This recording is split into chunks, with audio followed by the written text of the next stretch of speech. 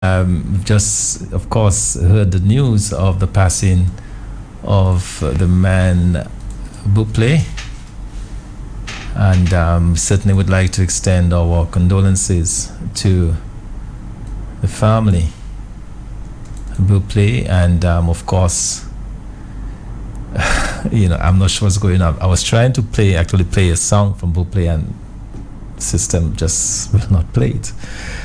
Okay, it's 5 past the hour, and we certainly would like to extend our condolences not only to him, but obviously to the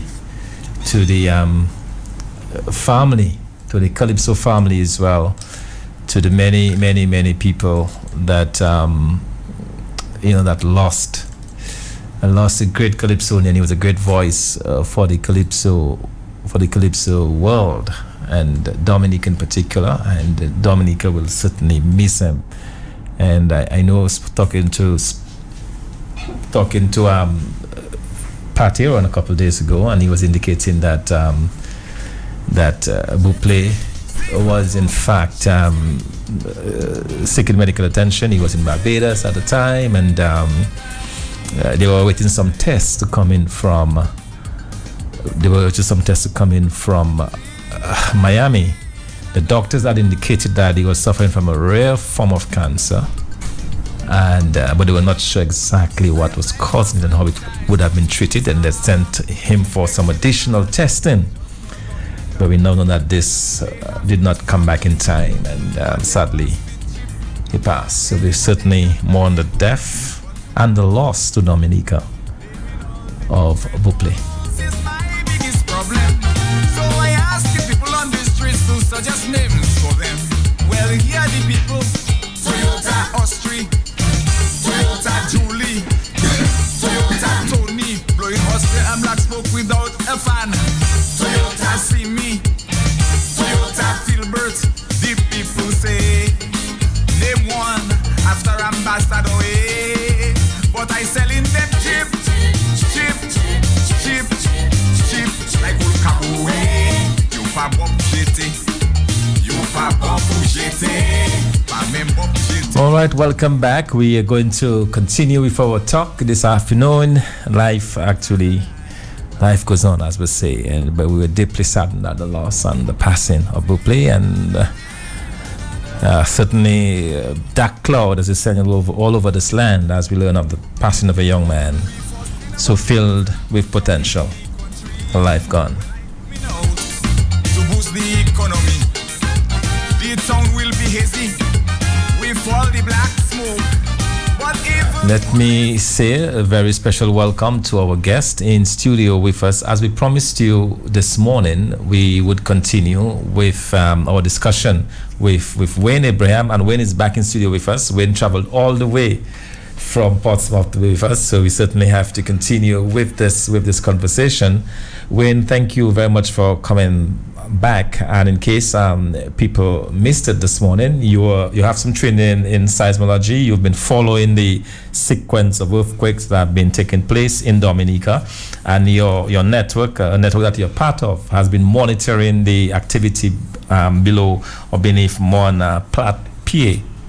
Mon Odiab, yes. Plat Pied is the one in the south of the island,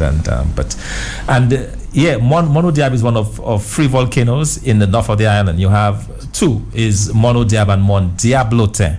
Okay, so Mon Odiab is the little devils and the big devil. I was intrigued by the names of those volcanoes and why they call it. Why it was called the devil, why it was called the big devil. Is it because at some point it was flaming? And do you have any idea why it was so named? I'm not sure. Interesting. That's one of the things that when doing the research, I looked at the names and I was really wondering why they called it that. And we have macaque, we have Odiab, and it's really very interesting. But when we were talking this morning, and we had already kind of laid the foundation.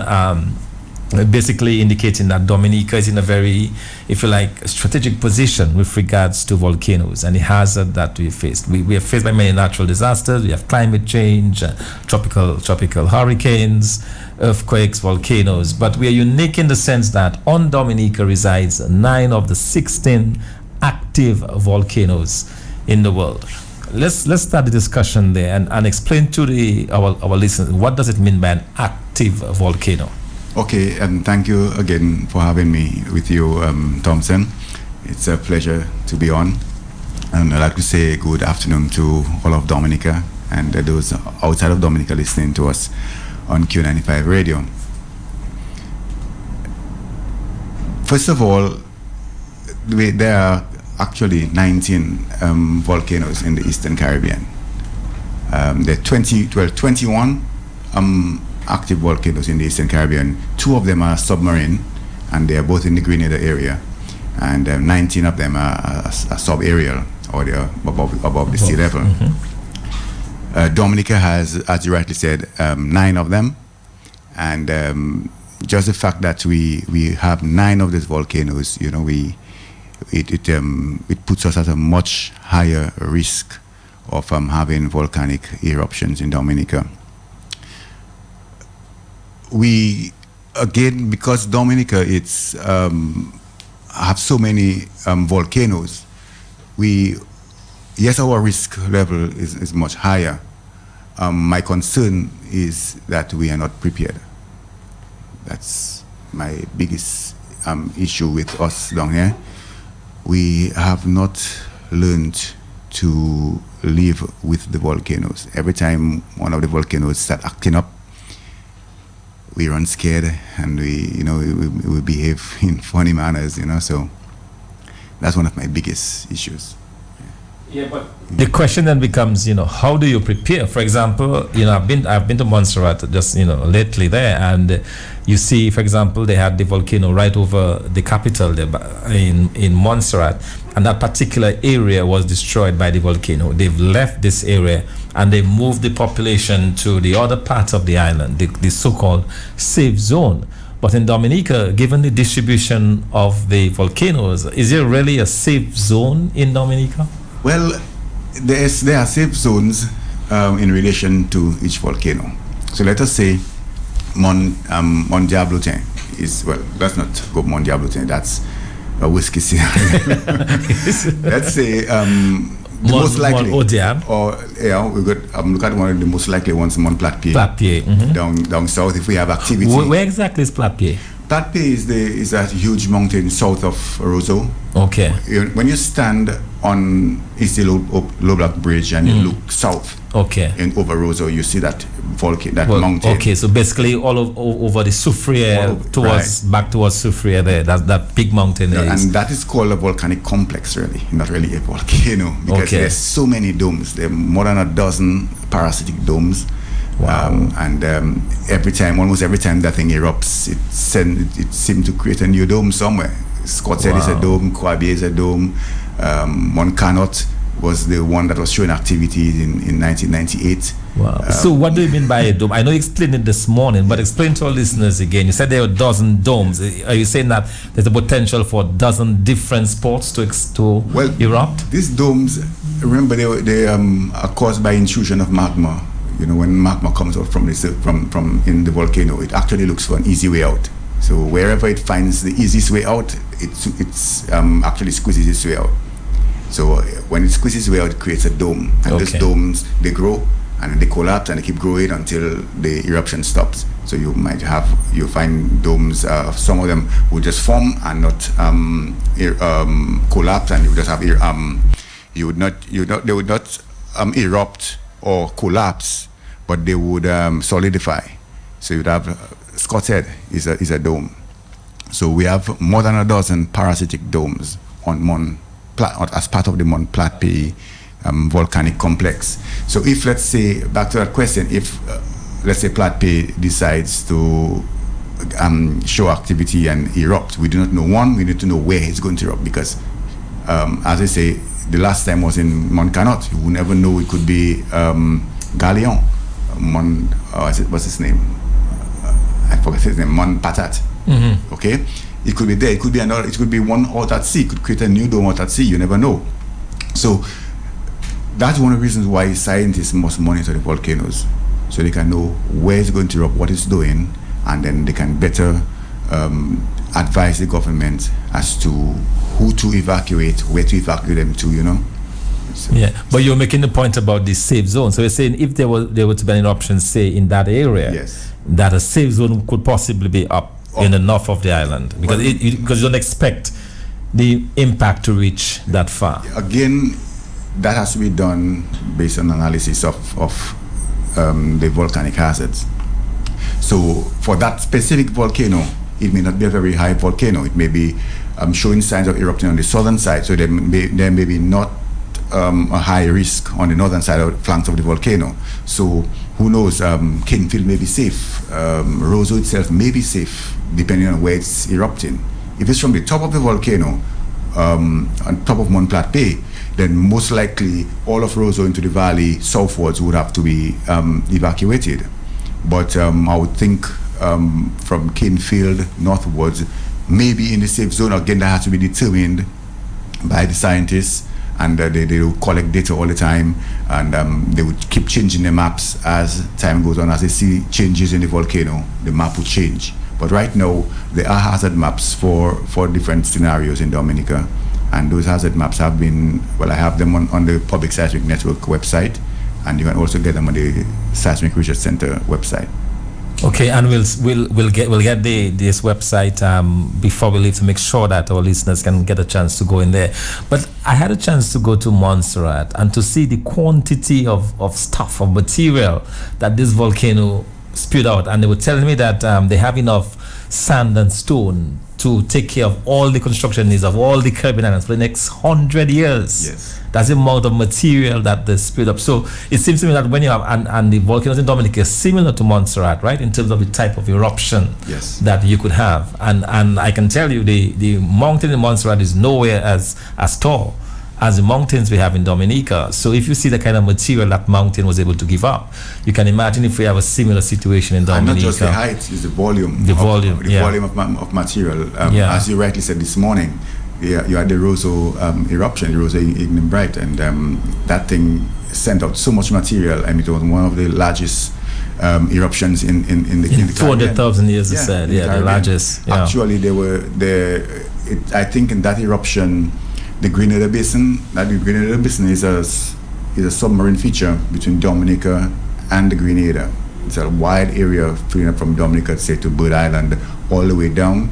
And you fill up that entire Grenada Basin with 1 inch of material. Oh my goodness gracious. This is scary stuff. We have a caller who wants to possibly weigh in on the discussion. Good afternoon, caller. Okay, I think you're going to ask him to try again. Yes, good afternoon, caller. Caller, go ahead, please. Stop listening to your internet. Good afternoon. Hello, caller. Giving you a quick chance to comment. All right, you're still not paying attention. All right, we'll ask the caller to try his call again. So we are talking about the safety. Okay, let's take this call. I'm not to be sure that it's okay. Good afternoon. Good afternoon, Mr. Thompson. Yes, good afternoon. And to your guest, I got 3 questions. 3 questions, okay? Yeah. One. To your guest. Yeah. According to how we see it right now, are we prepared for any evacuation in case of an eruption?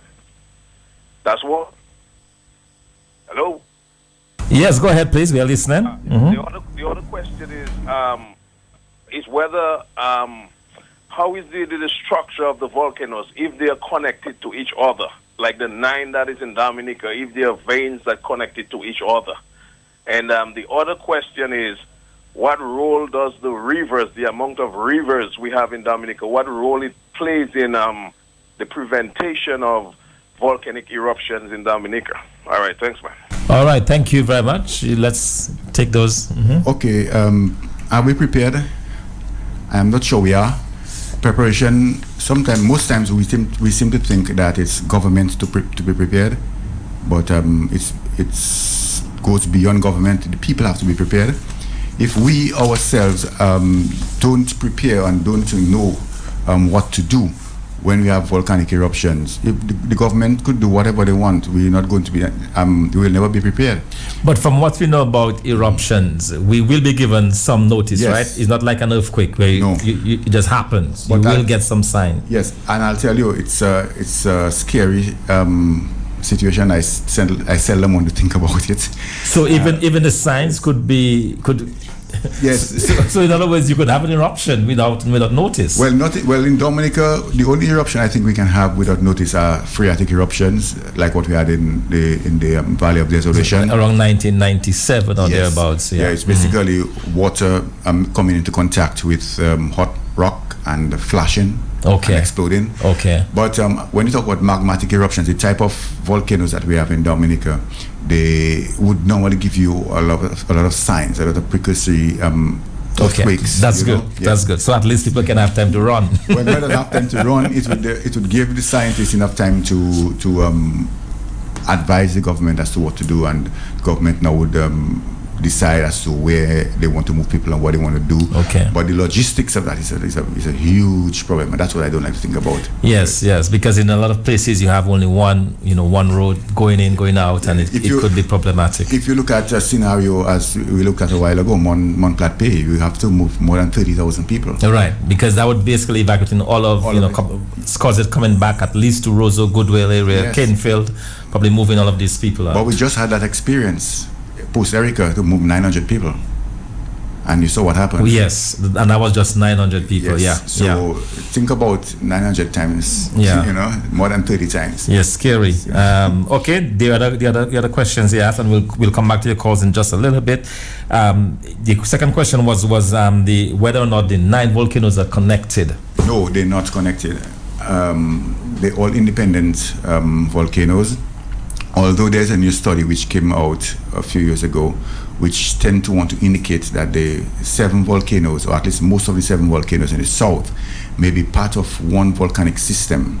So whilst they may be independent volcanoes, they may be getting the magma from the same source from a wide area of diffuse magma.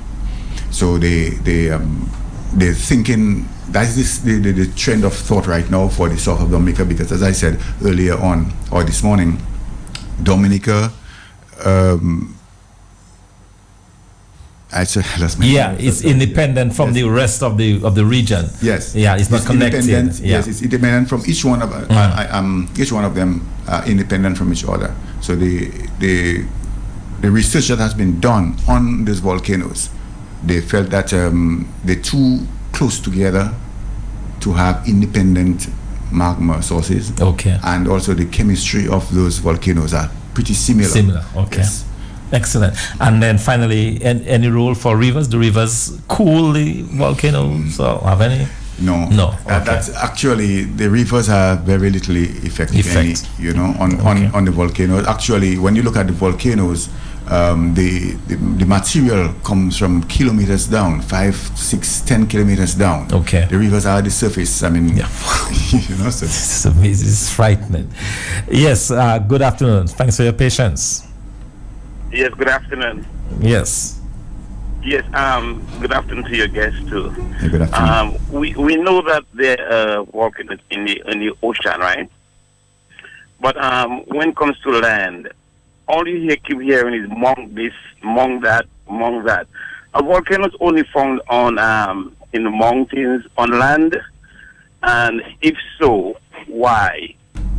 No, volcanoes are not only found on land. If you look at Kikemjeni down south in Grenada, it's a submarine volcano. They mount this and mount that.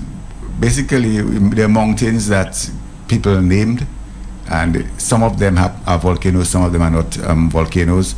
So it just happened that the names that were given, Mount Diablo, was just a name that was given to a mountain, until later down it was figured out that it was a volcano. So that's why we call them Mount this and Mount that. We call the volcanoes by the name that was given to the mountains. Okay, thank you very much, caller. Thanks for this question. So, wow, there is so much going through my mind, and as I said, we are not doing this to scare anybody, but we are trying to bring information to the Dominican Republic, and I find this to be fascinating.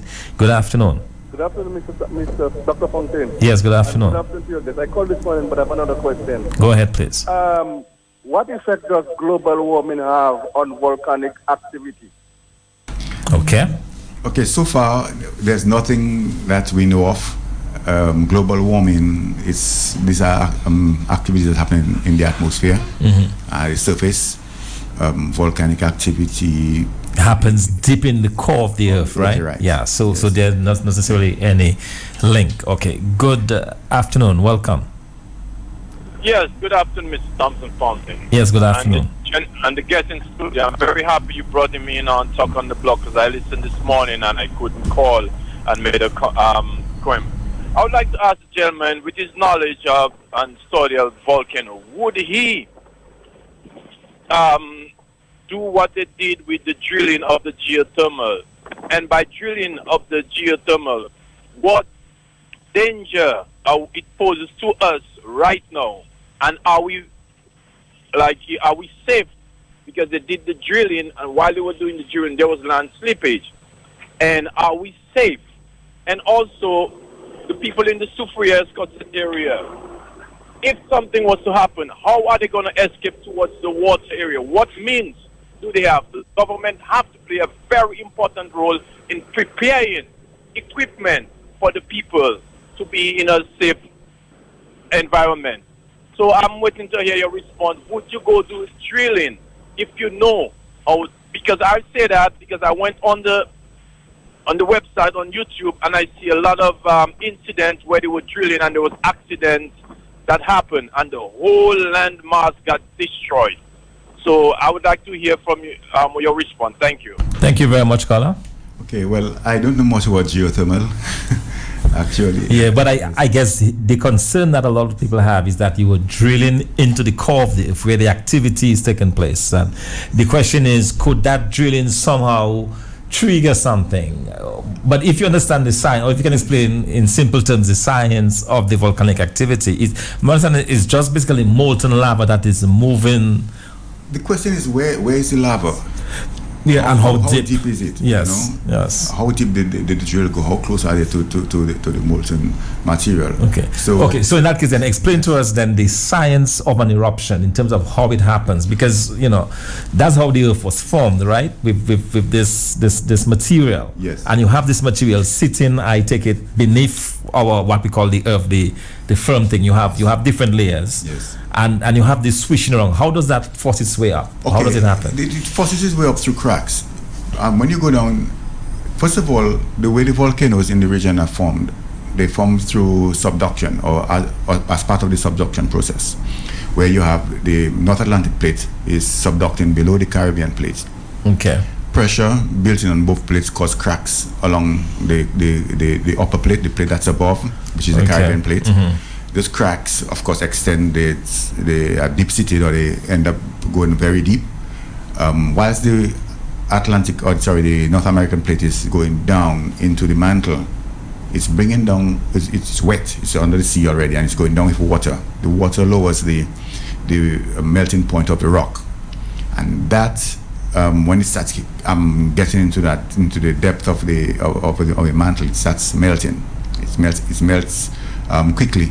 And that buoyant molten rock is the magma. Okay. It starts rising. Okay. As it rises, it looks for ways to get up to the top, and it would push itself through those cracks that are in the plate, and that is how it makes its way to the top to form a volcano. Normally, if you have an active eruption, the magma will be very close to the surface. But the longer time you go between eruptions, the magma at the top solidifies, and you would have magma lower and lower down. So you would normally, if you don't have an active volcano, you would tend to see magma somewhere between 3 kilometers and maybe 10 kilometers deep, or maybe even deeper. That would be on a non-active oil on a volcano that's not erupting. When volcanoes start to erupt, you'll start seeing the magma moving up to the surface. I do not know how deep the magma is in the areas of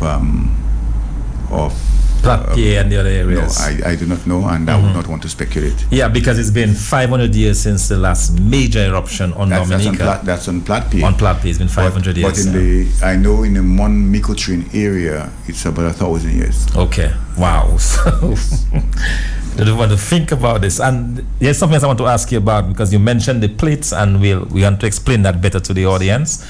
But let us go to, all the lines are going. Let's allow a few people to ask, to comment. Good afternoon. Dr. Fontaine, good afternoon to you, sir. Yes, good afternoon. Good afternoon to you, Wayne. Yes, good afternoon. It's Roy Tavern in Soufriere. Okay. When we in Soufriere are sitting on live volcanoes. But before I proceed to ask you a few questions, let me just extend my condolences to the family and friends of Buple, one of my favorite Calypsonians. That is the first thing. I hope his soul will rest in peace. Thompson, I must offer you as well my felicitations for you taking time off to educate our people here, particularly not only on the volcanic business, but also on the critical issues facing Dominica today. It is nice to see a gentleman of your caliber can take time off and try and educate us. I know some of our people basically will never be educated. They don't want to know, and they don't want to know. But as far as I'm concerned, I have tremendous admiration for people like you in taking time off and to just basically trying to put us right. Thank you. When I heard, I just want to clarify a couple of things. I heard you say a little while ago that when the signs of a volcanic eruption begin to manifest, that experts like you and the rest will inform the government and they will take the necessary measures. Is that what I heard you say? Is that right? Before I go any further? Yes. Okay.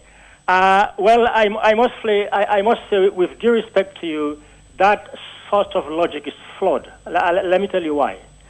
Back in 1997, we experienced a lot of volcanic activity here. And the then Prime Minister of the day, Mr. Edison James, he went over to, I think he sought help from Trinidad. And a volcanologist and a seismologist, Dr. Shepard, came down here and had a series of meetings with us all over the South. And one of the meetings I attended myself in Scott's Head, where he was. I posed a very profound question to him. After he finished giving us his lecture, I said to him, Dr. Shepard, when will these volcanoes erupt? His answer was, Mr. Tavernier, I do not know exactly when, but I'll tell you, once they are alive, they will eventually erupt. And the point about this is, and we here have not put any measures in place, Thompson, for if it erupts, what are you going to do? One of the things I suggested really was we put wall jetties in Soufriere and Scottshead. Because what will happen is that we will have about, according to the doctor, a couple of days before the eruption, the land on which we are here in Soufriere will begin to what you call dance. It will be shake up. This is the sign that it's going to erupt. The land will not be stable, up and down. And we know we cannot drive from Soufriere to escape anywhere. So our only means of escape is by sea. That is why I have suggested a wall jetty in Soufriere, in Scotland, probably Point Mission as well. And the logic is quite simple, when we know these things are going to erupt, the population gathers on those jetties, and there will already have been boats anchor on those jetties to take us somewhere else, whether it is Portsmouth, whether it is Guadeloupe or Martinique. In other words, measures have to be put in place to address that. So it's not only when the signs are there that the expert will advise the government. The government ought to know up to now what is involved and what they should be doing. And as far as I'm concerned, they have done nothing at all in 20 years to put any measures in place in case there is a volcano in Soufriere, how we are going to get out. And that is my biggest worry. And no matter how much we talk in Soufriere on the radio, the government pays not a blind bit of notice. Because the people themselves don't talk about these things. All they are concerned about is your little handouts at election time and those sort of things. The major thing in their life, they're not concerned about it. So my point to you is, experts like you and the rest should advise the government what they ought to do before this eruption begins. Because the point is, when a couple of days notice before eruption is not even enough. So all these measures have to be put in place before it happens. And last thing, Wayne, explain to us, apart from the eruption and our evacuation plan away from the villages, explain to us the ramifications of pyroclastic flows when these volcanoes erupt. Because I perceive that thing to be like a river of hot lava flowing towards us, from which you cannot escape. So I would like this explained, please. Thank you very much. Okay, thank you very much. Let's take a couple more questions and then we'll note the questions and then we'll come back with answers. Good afternoon. Welcome to Talk on the Block. Hi, good afternoon, Dr. Fontaine. Yes, good afternoon. Yes, hi, Wayne. Hi. Hi, Wayne. Good afternoon. I'm very proud of you and I'm listening. And I know your mom would be very, very proud of you too today. So I am to Dr. Fontaine for bringing you to the program, and I'm listening. Very proud of you. Bye. All right, thank you very much. We appreciate this. Let's take some more of your calls. Good afternoon.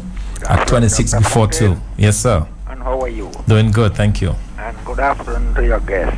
Yes, Brother Fontaine, I hear I was speaking about Soufriere. But as you know Loda for sure. And we are just like when you enter in a transport and you switch on, you put your key. You must get a direct switch. So we at Loda.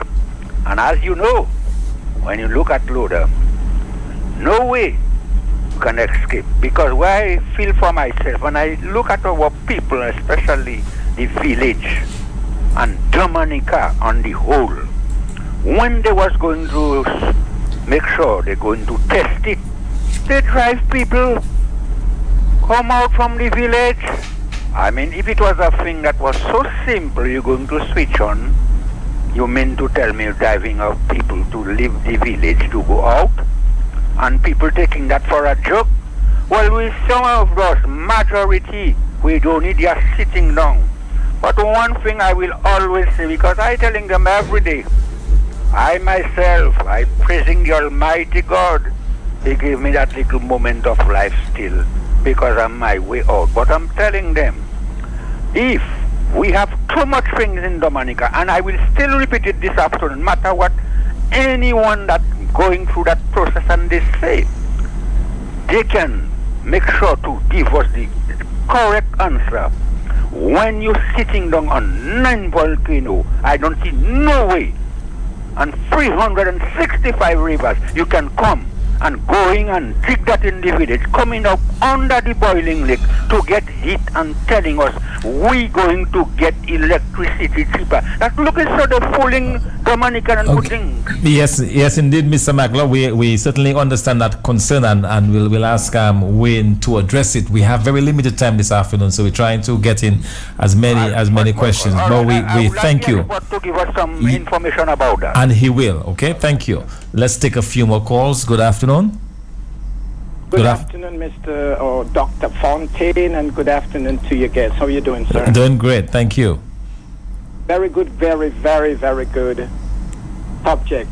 I am listening to you, and it is hard for me not to believe that the volcanoes in the Caribbean, because we know all the islands are formed are volcanic islands, from volcanoes. Here I can see in 1902, the Soufriere volcano on 6 May 1902 erupted in St. Vincent. And 2 days later, on May 8th, 1902, Mount Pelee in Martinique erupted. And this glowing avalanche of pyroclastic flow from the eruption destroyed the town of St. Pierre and its 28,000 inhabitants. Now, it is difficult not to think that all the volcanoes that once in that cataclysmic happening created all the islands. And the islands are relatively new, from Trinidad all the way up to the Bahamas. You know that Martinique, St. Vincent to the south, or St. Lucia in between Martinique and St. Vincent, they all have volcanoes, and when one acts up, the other one. So if 1902 on May 8th, we had that eruption in St. Vincent that took quite a few lives, And before that, on May 6th, we had a mighty volcano in Martinique. So indeed, there is some relationship why these two volcanoes, the one in Soufriere on St. Vincent, erupted 2 days prior to the time of the one in Martinique. Okay, let me say it again. Eruption began on May 6th in St. Vincent, 1902, and on May 8th in 1902, Mont Pelée erupted. So definitely, and you and I, Mr. Fontaine, Dr. Fontaine, we know of the Ring of Fire, which starts from the Aleutian Island, going all the way down to South America, Chile. Mount St. Helen is right there, part of it, and it goes all across into the Hawaii and then over in Asia where we had a mighty tsunami. So it is possible at the Ring of Fire, and when you look at a global scale, you will see the red line that shows you the Ring of Fire or the vein of these volcanoes linked under the seabed throughout the Caribbean, all the way from the Aleutian to go all through Asia. So I don't know how or who could really say that they are not linked. Because when one starts putting the pressure and the tectonic plates start moving, it's all because of the pressure that is built from the tectonic plates. And to answer the question that someone asked, why volcanoes are only mountain tops. Of course, when the islands were built or anywhere, the pressure raised the surface of the earth, and sometimes some mountains continue to grow. We know there are islands submerged in the Hawaii that continues to grow, and eventually it will appear on the surface. Even right now, they're below the ocean, but someday, somehow, they may surface above the sea. This is just what I know. I did do a little on volcanic activity in the world, and that's what I know. I believe they are all linked some way or the other under the seabed. Thank you. All right, thank you. Thank you very much for that. Wayne? Okay, well, to take the last question, or the last caller first, I mentioned it earlier on that the volcanoes are not linked. The volcano in St. Vincent is a completely different type of volcano from the volcano in Martinique. So they erupt differently. They're two different types of volcanoes. So in the case of Martinique, remember, and you know, when I think, I'm shivering now to think that just across Martinique, you had this volcano that killed some 20,000 people, right? But so that is that similar to those we have in Dominica? Yes. And in St. Vincent, is it more steam or ash? Yes. What's the difference there? The type of volcano in St. Vincent is blows it up. You know, okay, so it blows it up. It does not come from deep within the earth. It comes from deep within the earth, but it's a different type of volcano. The material, the composition of the material in that volcano is different. Different, I see, and that's how you can tell it's different because the composition of the material. Yes. All right, there's a heavy science involved with this, and I'm loving this. Let's take a few more of your calls. Good afternoon, welcome. Yeah, good day. Yes, good day. Sorry to call back again, but my point early on is why I asked the question, because my research have showed me that the volcanoes are linked to each other. But the question I want to ask the gentleman again is whether, if we have an eruption at one point in Dominica, if it is capable of actually disturbing another volcano, in that we have 9 active ones. And the other question to that is, when it comes to rapid response evacuation, which one he thinks would be best, if it's better to wait on help to come, or it's better to have the system set up in Dominica where you can have people evacuated? And what does he think about leadership that would not provide the necessary thing right now? Let's leave it at that. All right, thank you. Well, caller, I can tell you, I'm starting to swim. But should we wait for? You know, it's a very good question that he is asking. Well, you know, I think he's talking about the type of response. Should people organize locally, or should they just wait to be evacuated? In other words, is there enough time, for example, for everybody to drive to the airport and they can bring in planes and take people out, or move you to a safe spot? Well, there may not be need for that. Okay. That's, you know, my concern, and somebody, well, a few callers have alluded to that. We have a problem, and in Dominica with preparedness. For the past 4 or 5 years, I have been closely affiliated with the Office of Disaster Management under Nathaniel Isaac and then Mr. Corriott.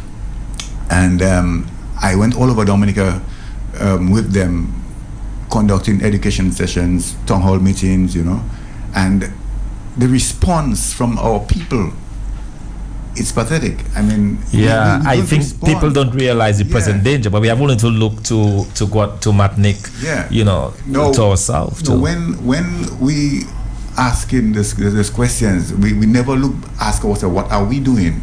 There's a lot that we can do to prepare ourselves for volcanic eruptions. And when our politicians come from us, they come from among us. They have the same way of thinking. The same attitude that the general public have. Yes. Okay, Wayne, I wanted to kind of mention to give people a better sense that might not be too familiar with where exactly these volcanoes are located. I'm going to give you the volcanoes and tell us what areas surround those. Okay? So Mont Odiab.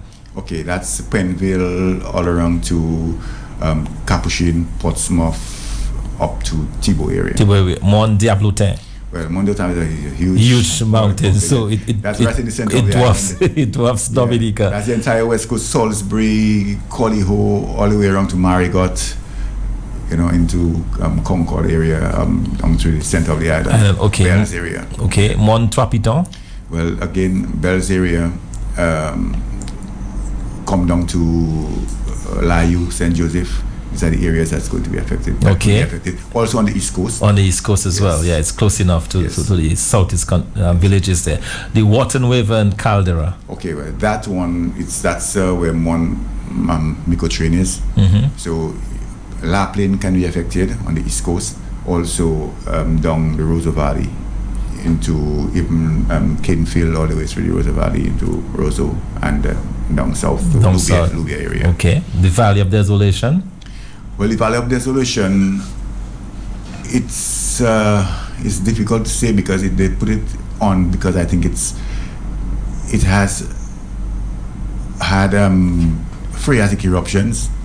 So I'm not sure if that, although it is listed as a volcano, but it's so part of, closely linked to Mont Wat. To Mont Wat, okay. So we are coming to Wat Mountain. So the Wat Mountain is in that area. It's close. It's above Delis. Is that above Delis's? Closer to Delis or closer to Loda? That's close to the Valley of Desolation. Close to the Valley of Desolation. But the Valley of Desolation, I'm thinking in terms of the geography, it could reach as far as Delis because Delis seems to be close to that area. The entire East Coast. And then Loda, the Southeast Coast, and as well Loda as well, coming back towards Roseau. Yes. Yeah, okay. And Mont Anglais. Mont Anglais is above Girardel area there, okay.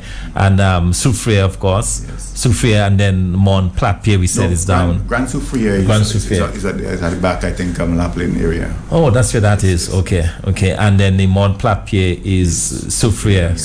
So really, we are well covered. No matter where you live in Dominica, you're well covered by a volcano near you. I find this to be truly amazing. When I first discovered this, I was just on the internet doing some random thing, and I came across this, and I was like, wow, this is huge, And when you think of the way the country is located, then it makes you wonder. Now, earlier there was a question about is it cryoplastic flows? What did you say? Pyroclastic flows. Yeah. Pyroclastic flows are a type of hazard. There are many different hazards associated with volcanic eruptions, and pyroclastic flows are only one type of hazard. We also have hazards like volcanic gas, mud flows, or lahars, lava flows, landslides, ashfall. So pyroclastic flows and pyroclastic surges are just one type of hazard, and it normally happens or it takes place when you have a collapsed dome. Your dome is forming, it collapses, and all that material, hot rock and gas, tumbles down the sides of the volcano. It would normally follow the path of the valleys, and it would travel at about over 100 miles an hour. Oh my God. Yeah, oh my God. Very hot. Quick, hot molten lava racing at 100 miles per hour. Yes. God help us. It's a combination of molten rock and gases, hot gases. They would incinerate anything that And you can get killed from that, right? Oh, yeah. Just from inhaling these are noxious gases. Yes, actually, I don't even think the people feel pain when they die. It will just incinerate you. It will just okay. And then the volcano that killed the people in Pompeii, that was a different type of volcano. Yes, it was more ash that just. It was a different type of volcano. Type of volcano, but just ash that they breathed in. But the Matnik one was. Pyroclastic. So people died from inhaling. In Montserrat too.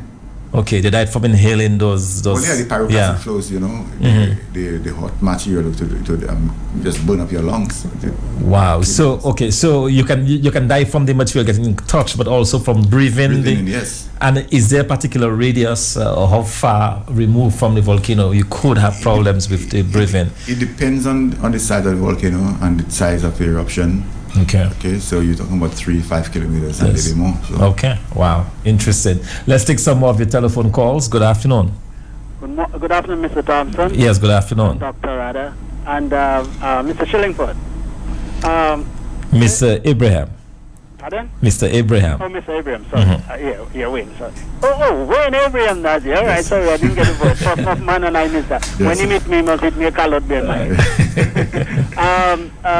Yes. When you kept saying that not only the government that should be prepared, but the people must prepare themselves as well. I mean, let us take Soufriere, for instance. The people in Soufriere, Scott said, are saying there's only one way out if a volcano erupts over there, out to the sea. And they're asking for the government to put a jetty for them, a concrete jetty, so that they can assemble there and the boat can pick them up and take them away.